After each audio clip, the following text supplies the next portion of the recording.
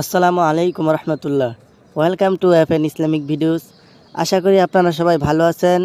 আমরাও আলহামদুলিল্লাহ ভালো আছি। তো সর্বপ্রথমে ওই মহান রব্বুল আলমিনের শুকরিয়া আদায় করি, যিনি আমাদেরকে এইখানে এসে কিছু কথা বলার এবং শোনার তৌফিক দিলেন। তার শুকরিয়া আদায় করি, আমরা জোরে সোরে বলি আলহামদুলিল্লাহ। আলহামদুলিল্লাহ। দুরুদ ও সালাম বর্ষিত হোক প্রিয় নবী বিশ্বনবী মোহাম্মদুর রসুল্লাহ সাল্লাল্লাহু আলাইহি ওয়াসাল্লামের প্রতি। আমরা সকলেই সংক্ষিপ্ত আকারে দুরুদ পাঠ করি, বলি আল্লাহুম্মা সাল্লি আলাইহি আল্লাহুম্মা বারিক আলাইহি। আল্লাহুম্মা সাল্লি আলাইহি আল্লাহুম্মা বারিক আলাইহি। চাচা, আজকে আপনি কোনো প্রশ্ন করবেন না। আজকে আমি আপনাকে সবাইকে কিছু কিছু কথা বলবো, কোরআন হাদিস থেকেই বলবো ইনশাআল্লাহ। আল্লাহ তাআলা যদি আমাকে তৌফিক দান করেন, তাহলে আমি আপনাদেরকে কোরআন হাদিস থেকে কিছু কথা শোনাবো। ওমা তৌফিক ইল্লা বিল্লাহি আলাইহি তাওয়াক্কালতু ওয়া ইলাইহি উনীব। আচ্ছা ঠিক আছে ভাতিজা, তোমার যা মনে হয়। আচ্ছা কাকা, তাহলে আপনি শোনেন। আনা আবি যাররিন রাদিয়াল্লাহু তাআলা আনহু ক্বালা ক্বালা রাসূলুল্লাহি সাল্লাল্লাহু আলাইহি ওয়াসাল্লাম মান দাআ রুজুলান বিল কুফরি আও ক্বালা আদুউল্লাহি ওয়া লাইসা কাযালিকা ইল্লা হার আলাইহি মুত্তাফাকুন আলাইহি। আবু যার গিফারি রাদিয়াল্লাহু তাআলা আনহু হতে বর্ণিত, রাসূলুল্লাহ সাল্লাল্লাহু আলাইহি ওয়াসাল্লাম ইরশাদ করেছেন, যে ব্যক্তি কোনো ব্যক্তি অপর ব্যক্তিকে যদি কাফের বলে ডাকে, অথবা সে কাউকে আল্লাহ তাআলা শত্রু বলে ডাকে, অথচ সে ব্যক্তি অভিযুক্ত ব্যক্তি এরূপ নয়, তবে একথা তার দিকেই প্রত্যাবর্তন করবে। বুখারী ও মুসলিম। মানে হচ্ছে গিয়া যে আপনি যদি আমাকে কাফের বলে ডাকেন কিন্তু আমি কাফের না, তাহলে এই কথা প্রত্যাবর্তন হবে আপনার উপরই। আপনিই কাফের। আমাকে আপনি কাফের বলে ডাকেন কিন্তু আমি কাফের না, তাহলে এই কাফের আপনিই হতে হবে। এটা আমার কথা না, এটা নবীজি বলেছেন। তাহলে এই হাদিস থেকে স্পষ্ট বোঝা যায় যে মানুষকে কাফের বলে ডাকা যাবে না।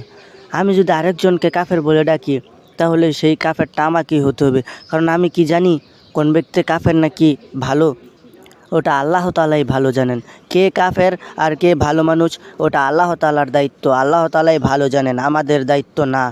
আমরা শুধু নিজের চিন্তা করব আর ইসলামের পথে মানুষকে দাওয়াত দিব। মানুষকে কাফের বলার দায়িত্ব কিন্তু আমাদের দেয় নাই আল্লাহ তাআলা। বুঝেছেন চাচা? হ্যাঁ ভাতিজা, বুঝতে পারলাম তো। চাচা আপনি শোনেন, আমি আপনাকে আরেকটা হাদিস শোনাই। আবু হুরায়রা রাদিয়াল্লাহু তাআলা আনহু হতে বর্ণিত, রাসূলুল্লাহ সাল্লাল্লাহু আলাইহি ওয়াসাল্লাম ইরশাদ করেছেন, গীবত কাকে বলে তা কি তোমরা জানো? সাহাবীগণ বললেন, আল্লাহ ও তার রাসূলই ভালো জানেন। তিনি বললেন, রাসূলুল্লাহ সাল্লাল্লাহু আলাইহি ওয়াসাল্লাম বললেন, তোমরা কোনো দিনী ভাই সম্পর্কে এমন কথা বলো যা সে অপছন্দ করে, তাই গীবত।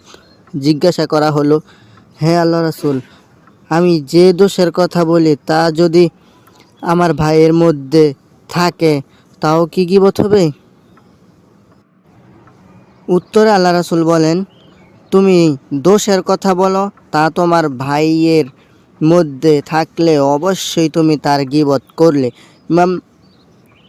আর তুমি যা বলছো তা যদি তার মধ্যে না থাকে, তবে তুমি তার উপর মিথ্যা অপবাদ আরোপ করলে। ইমাম মুসলিম রাহিমাহুল্লাহ হাদিসটি বর্ণনা করেছেন। মুসলিম শরীফের এক বর্ণনা রয়েছে যে, যখন তুমি তোমার ভাইয়ের এমন দোষের কথা বলবে যা তার মধ্যে বিদ্যমান আছে, তাহলে তুমি তার গীবত করলে। আর যদি তুমি তার এমন দোষের কথা বলো যা তার মধ্যে নেই, তাহলে তুমি তার উপর মিথ্যা অপবাদ দিলে।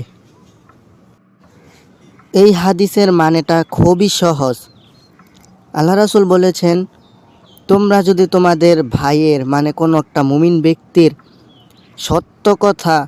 সত্য গোপন দোষ যদি প্রকাশ করো পিছনে, তাহলে এটাই হচ্ছে গীবত। আপনি যদি দেখেন, আমি একটা মেয়ের সাথে কথা বললাম, হ্যাঁ, তো আপনি সত্য কথাটা যদি আপনি অন্য মানুষের সাথে বলেন যে ওই ব্যক্তিটা অনেক খারাপ, ওই ব্যক্তি মেয়েদের সাথে কথা বলে, এইটা করে ওইটা করে, এটা শুনে যদি আমার কাছে খারাপ লাগে যে আমি কষ্ট পাবো, ওই কথাটা যদি আপনি অন্য মানুষের কাছে বলেন তাহলে ওটাই হচ্ছে গীবত।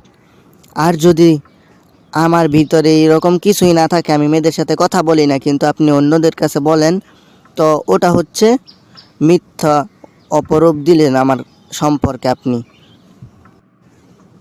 সরি, মিথ্যা অপরূপ না, অপবাদ।